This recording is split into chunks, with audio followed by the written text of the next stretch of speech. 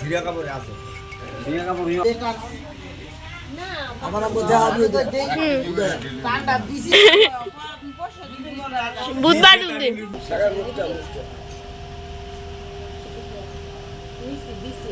আজকে সন্ন্যাসী সেবার দ্বিতীয় দিন। কালকে তো বিভিন্ন ধরনের রান্নাবান্না হয়েছে, তার সাথে আজকেও রয়েছে ভিন্ন স্বাদের অন্যান্য রান্নাবান্না। তো এখনও প্রস্তুত হয়নি, চলছে কাজ। তার সাথে রয়েছে সেই কলকি গাজা প্রস্তুতের একটা ভিডিও, যেটা তোমাদেরকে আমি দেখাবো কিভাবে প্রস্তুত করা হয়।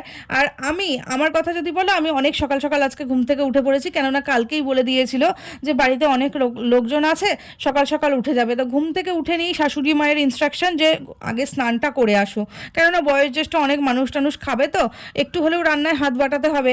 তো ওই জন্য আমি স্নানটা সেরে ফেলেছি। স্নান সেরে নিয়ে আমি কিন্তু কিছুই করিনি এখনো পর্যন্ত, কেননা ওনারাই সব শাশুড়ি মা, দিদিভাই আর দিদিভাইয়ের মাই রান্নাবান্না করছে। তো এখানে চলছে কচুর শাক, আর হচ্ছে কি ওইদিকে ডাল বসানো হয়েছে। তো বন্ধুরা, কালকে তো অনেক রাত্রি হয়ে গেছিল, রাত্রির মধ্যে ভালো করে দেখাতে পাইনি যে কি কি রান্নাবান্না হয়েছে, সব ফ্যাকাশে ফ্যাকাশে দেখাচ্ছিল। আজকে ভালো করেই দেখতে পারবে। দেখো, আজকে কিন্তু কোনো রকম হলুদ দেওয়া হয়নি, আর হলুদ ছাড়াই ওদেরকে রান্নাবান্না করে খাওয়ানো হবে। তো ওই যে রান্নাবান্না চলছে, আম দিয়ে ডাল হবে, কচুর শাক হবে, আর কি কালকের কিছু সবজি রয়েছে, করলা ভাজা হবে, আর পায়েস হবে বন্ধুরা। এই তো। আর এইদিকে দেখো, এইদিকে হচ্ছে গিয়ে ঠাকুর পুজো চলছে, ওইদিকে তো রান্না হচ্ছেই, কেননা ওনারা খেয়ে দিয়ে বেরোবেন, তো ওই জন্য সকাল সকালই রান্নাটা বসানো হয়েছে। এইদিকে ঠাকুর পূজারাও যদিও আমরা সারবো না, ওনারাই সারবেন। তো জোগাড় যন্ত্রের একটা ব্যাপার রয়েছে, তো দিদিভাই এদিকেই ছিল, দিদিভাই সব জোগাড় করে দিয়েছে।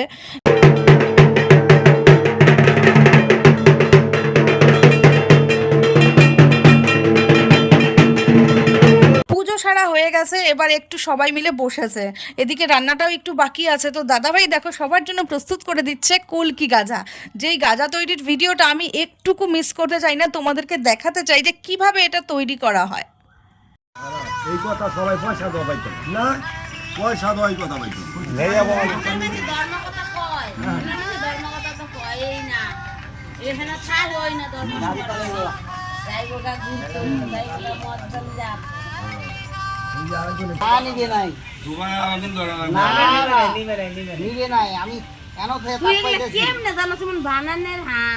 খায় না বুঝি।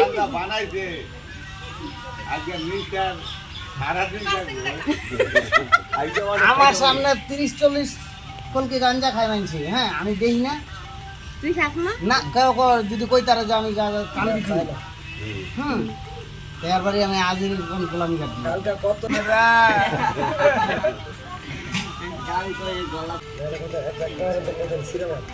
সিরিয়া কাপড়ে আছে সিরিয়া কাপড় অভাব রয়েছে। এই আপনি কোন দেখা লাগবে না, তিন কলকি গাঞ্জা খাইবো, তারপর আর কোনো এর আগে রাগ দিল, রাগ পুরা 100 গ্রাম বাজা একটা দিনে খাইছি, বুঝলেন? 100 কিলো 100 গাঁজা, 100 গ্রাম গাঁজা এক লাখ খাইছি। রামদানা ফুলমালা এরা বলে ভাঙ্গের পাতার বড়া খাইয়া বলে 7 দিন খালি ঘুমাইছে, কই আমার খালি উড়াই আর নামায় আর নামায়। এই যে উড়াইতে সকাল করে গড়ি দেই চলতে 100 না একটা টান দেন, পুরো একটা টান একটু দেন, এই এমনি ফিরে এনে সাথে যায় না না বাবা দাম যাইছ না, প্রসাদ কইয়া গাড়ি তুলছি, কই প্রসাদ দে টান না। আমার মধ্যে আমি টানটা দিছি, দিয়া দেই কেন খারে থাকতাম না আমার গাড়ি শুদ্ধ উল্টা উল্টা ঘুরে অবস্থা নেই। এই তো দরের কলকিরে দরে তো হেমি দিলেন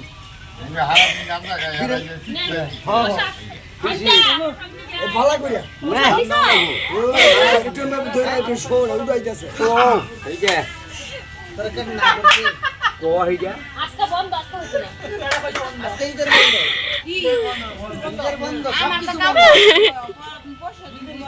বুধবার তো বন্ধুরা, তোমাদেরকে কিন্তু কি করে কলকি গাজা প্রস্তুত করা হয় আর কি করে সেটাকে টানা হয় পুরোটা কিন্তু দেখিয়ে দিলাম। আর বিশেষ করে সন্ন্যাসীরাই কি করে খাচ্ছে সেটাই কিন্তু তোমাদেরকে দেখিয়ে দিয়েছে। তো যাই হোক, এখন কিন্তু ওনারা যাবার জন্য বেরিয়ে পড়েছে।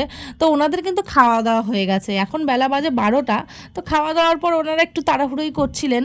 তো আমরা খাচ্ছি, মানে আমরা খেতে বসেছি জন্য দিদিভাইয়ের মা এখন বলতে এলো যে একটু পরে বেরোন। তো দেখো মাথায় ঠাকুরটা তুলে ফেলেছে, এখন ওটাকে রাখবে, ঠাকুরটা ঠাকুরটাকে রাখবে। তো ব্যাপারটা কি হয়েছে বলো তো, আমরা ভাবছি এতটা বেলা হয়ে গেছে আমরাও খেতে বসি, আর যেই না খেতে বসেছি সেই ওনারা মাথায় ঠাকুর তুলে নিয়েছে।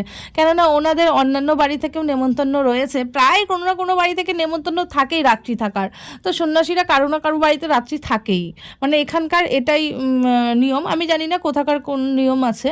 তো এই যে ঠাকুরটাকে রেখেছে, এবার আমরা তাড়াহুড়ো করে খেয়ে দিয়ে মানে পরীকে মরি এরকম করে খেয়েছি, জানো না। আমার শ্বশুরমশাই আমাদেরকে বকা দিয়ে যাচ্ছে, হ্যাঁ এখনই খেতে বসেছো, একটু পরে বসলে কি হতো।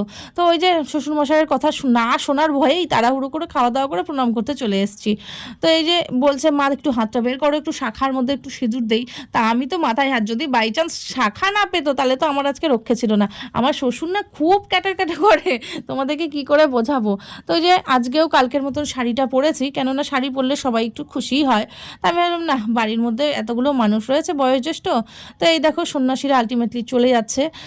আর ওনাদের কিছু ব্যাগপত্র রয়েছে, সেইগুলো দাদাভাইকে সন্ধ্যেবেলায় পৌঁছে দিতে বলেছে।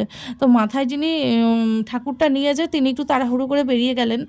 আর দাদাভাই একদম বয়স্ক মানুষ রয়েছে, সেই দুটোকে একটু পৌঁছে দিয়ে আসবে।